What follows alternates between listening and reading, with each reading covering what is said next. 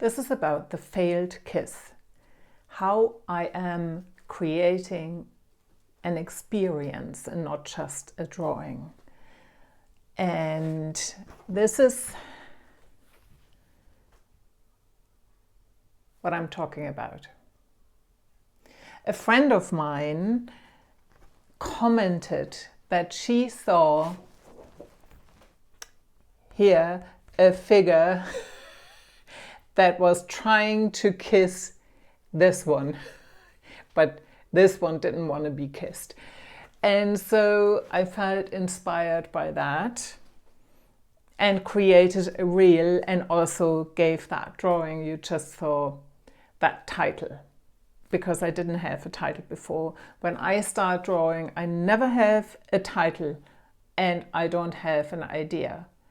However, those two people were this one, and this one that another friend of mine called the Ninja Turtle were the first ones to appear.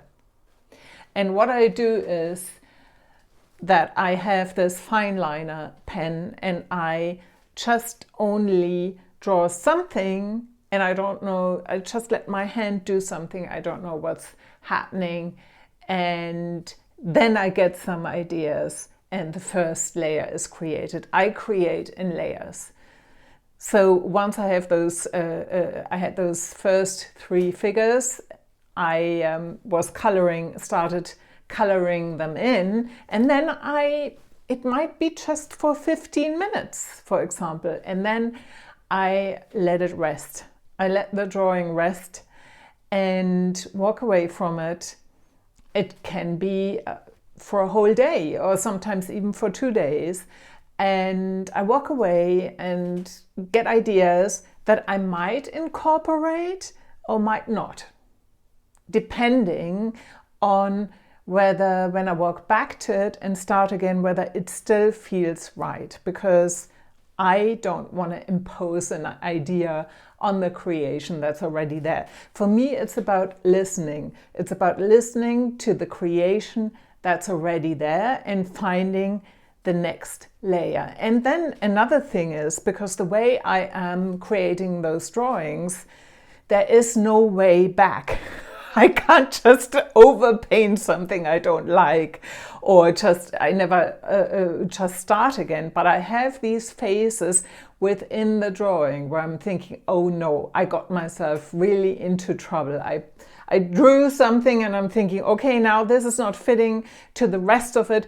What am I going to do about it? And that's kind of delightful when I found a solution, but I for sure have those moments where I'm thinking, oh no, I got myself into the shit.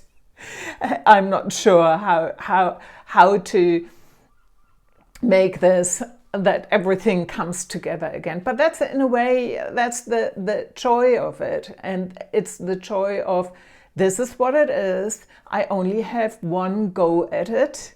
I can't redo it. And I'll find a way through it. And this is how those drawings are created. I do like having the complexity, and I think the complexity comes from letting it sit and then adding layer by layer with different patterns. Like here, I think after I had those three figures, the next thing was this dragon worm that took me quite a long time, that went through or however you want to call it, that went through the whole drawing. And so I myself want to be taken on an experience while I'm creating. I want to be taken into a different realm, into discoveries. I want to be surprised. And this hopefully then also is, how do you say, transported to the audience, that they gonna be surprised, that I want them to have an experience, to go on this experience. There is this story that is hidden in there. All of my drawings have a story in them. And I want for every person to uncover that story, to take the time to uncover the story. I love when people come back to me and tell me what they are seeing in the drawings. And it might be something, often it is. That's the joy of it. It might be something completely different than what I saw. And I have this lovely friend of mine who always comes up with these great descriptions. And I often really laugh my head off, because I have to look at it again when she says Ninja Turtle, and have to look, where's that? Where's the Ninja Turtle? And so this is delightful in and of itself. In the beginning, to be honest, I didn't have titles, but when I started uploading all my drawings on fineartamerica.com for people to order prints of them and stuff like this, I had to find titles. And so the title is the last thing. And I usually try to find a title that still leaves a lot of openness. So for that reason, so that people really can bring their own story to it. And then I usually do reels like this one. I will link to it, and because I take photos of the different stations of the drawing. And sometimes, it doesn't always happen, sometimes I have the feeling, okay, there is something I can bring to life. There's something I can enact. And I literally had this idea this morning when my friend said, oh, this is like somebody trying to kiss and the other one doesn't want to be kissed. And I really loved that idea. And I thought, the failed kiss. And I take a great delight in bringing those little moments to life, and it's kind of adding a different layer to it again. So I'm having the drawing, that physical drawing, then I'm having it as a reel with the different stages. That's what I was looking for. And then in between, as little surprises, is these enacted characters. And I think this is all giving like new layers. And then there comes the music that I usually also choose very intuitively, that's giving another energy to it. So the whole thing is creating like a multi-sensory experience, and that's what I love. I love bringing all those things together, but hopefully it is really about people, so that people can enter a different world and shift their perspective and go into an imaginary realm with many, many different layers and complexity to it, should you take the time to look a little bit deeper.